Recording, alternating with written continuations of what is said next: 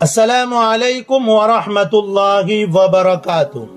محترم ناظرین، ہمارے چینل MH مومن میں آپ کا استقبال ہے۔ آج کا موضوع ہے حضور صلی اللہ علیہ وسلم کی پیدائش کے بارے میں۔ معزز دین ہے، حضور کی پیدائش پر خوشی منانا اچھی چیز ہے، اور یہ اتنی بڑی خوشی ہے کہ ساتوں آسمان اور ساتوں زمین سے بڑھ کر خوشی ہے، اور یہ خوشی منانی چاہیے انسان کو، لیکن شریعت کی حد میں رہ کر۔ ربیع الاول میں جشن منانا اور چراغ کا کرنا، رسول صلی اللہ علیہ وسلم کی ولادت کے مناسبت سے گھروں کو سجانا اسلامی تعلیم کا حصہ نہیں ہے، بلکہ سب کرنا اسلامی تعلیمات کے خلاف ہے۔ اسلام میں اس کا کوئی ثبوت نہیں ہے۔ حضور صلی اللہ علیہ وسلم نے نبوت ملنے کے بعد اپنی حیات نبوی یعنی جس کی مدت 23 سال ہے، اس میں ایک بھی مرتبہ اپنی ولادت کا دن یعنی جشن نہیں منایا، اور نہ صحابہ کرام رضی اللہ تعالی عنہم نے منایا ہے۔ منانے کے حقدار ہوتے تو یہ زیادہ ہوتے۔ حضور کی سیرت طیبہ سے واقف تھے۔ ابو بکر مناتے، عمر مناتے، عثمان، علی، طلحہ، زبیر، سعد بن ابی وقاص، عبد الرحمن بن عوف، ابو عبیدہ بن جراح، سعد بن ابی وقاص، یہ مناتے۔ حضور نے ان کو دنیائی میں جنت کی خوشخبری سنائی تھی، یہ صحابہ مناتے، لیکن ان سے بھی کوئی ثبوت نہیں ہے، نہ تبع تابعین سے ان کا کوئی ثبوت ہے۔ تقریباً ابتدائی 6 صدیوں کے علماء اور اولیاء کرام نے اس سے نہیں منایا۔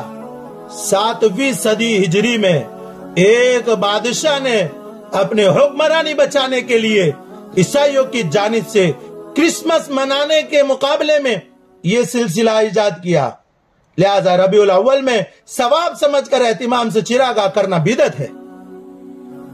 نیز ایام مخصوص میں خاص طور پر کھانے پکانے میں پینے کے اشیاء بنانا اور تقسیم کرنا بھی بدعت ہے، لہذا ایسے کاموں سے احتیاط کرنا شرعاً لازم ہے۔ جس کو عبادت و ثواب کی امید کے ساتھ نہ رسول اللہ صلی اللہ علیہ وسلم نے بذات خود کیا ہو اور نہ ہی صحابہ کرام اور خیر القرون میں کسی نے کیا ہو، باوجود یہ کہ یہ حضرات نیکیوں کے معاملے میں ہم سے زیادہ حریص تھے، اس زمانے میں بھی اس کا کوئی وجود ممکن نہیں ہے۔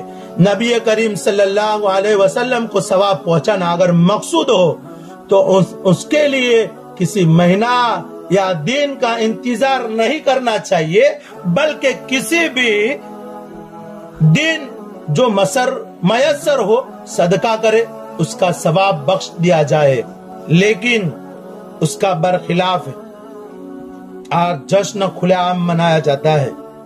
میرے دوستو، میں بڑی دکھ کے ساتھ بات کہتا ہوں کہ اے مسلمانوں، تمہاری کتاب قرآن شریف کو اور نبی صلی اللہ علیہ وسلم کی حدیث کو کوئی غیر قوم پڑھنے نہیں آئے گی۔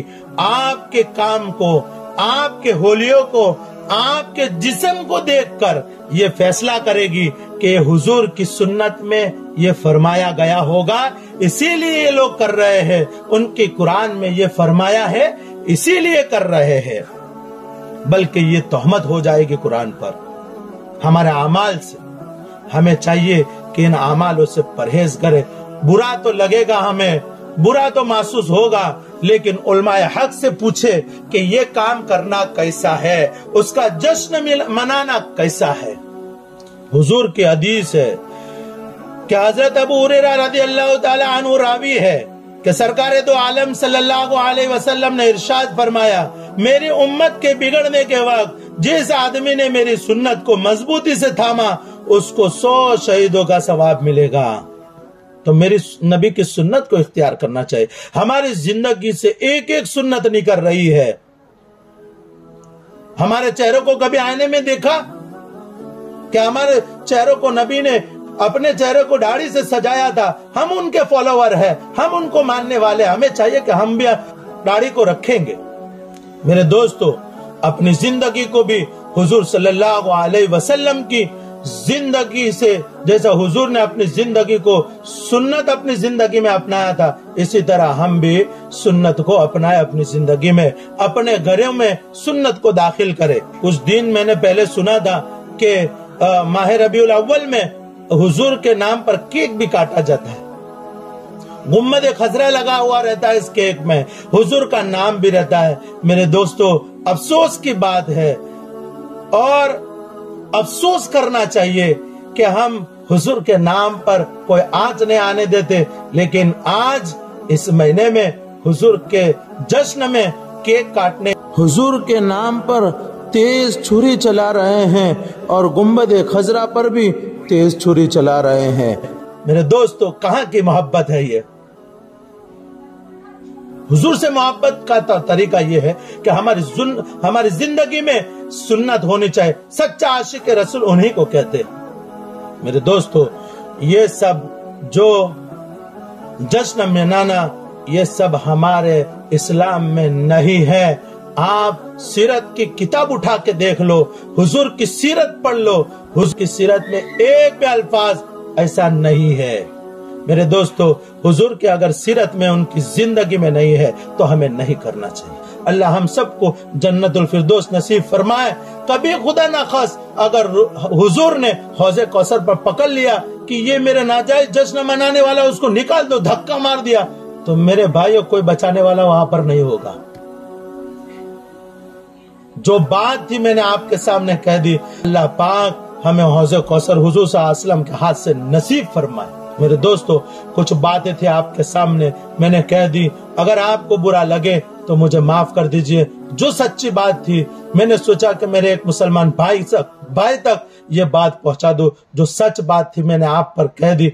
हुजूर का अगर खुशी मनाना है आपको, तो ना कोई दिन मुतय्यन होना चाहिए, ना कोई महीना, कोई ना साल मुतय्यन होनी चाहिए, बल्कि उठते बैठते हुजूर से खुशी के मारे हमें हुजूर पर दुरूद भेजना चाहिए।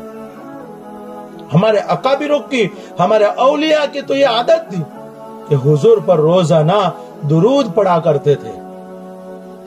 हमको चाहिए कि हुजूर का अगर सच्चा आशिक है तो रोजाना दुरूद पाक पढ़कर हुजूर पर रोजाना भेजे। उनको कहते सच्चा आशिक, न के बुरे रिवायतों को मनाने उसको सच्चा आशिक नहीं कहते। जो बुरी रस्मों को मनाता है उसको सच्चा आशिक नहीं कहते। अल्लाह पाक हमें हुजूर का सच्चा आशिक बनाए, हुजूर की सुन्नतों का इत्तिबा करने वाला बनाए, उन जिंदगी तक, मौत तक और कयामत तक हुजूर की सुन्नत पर चलने की तौफीक अता फरमाए। अस्सलामु अलैकुम व रहमतुल्लाहि व बरकातुहू।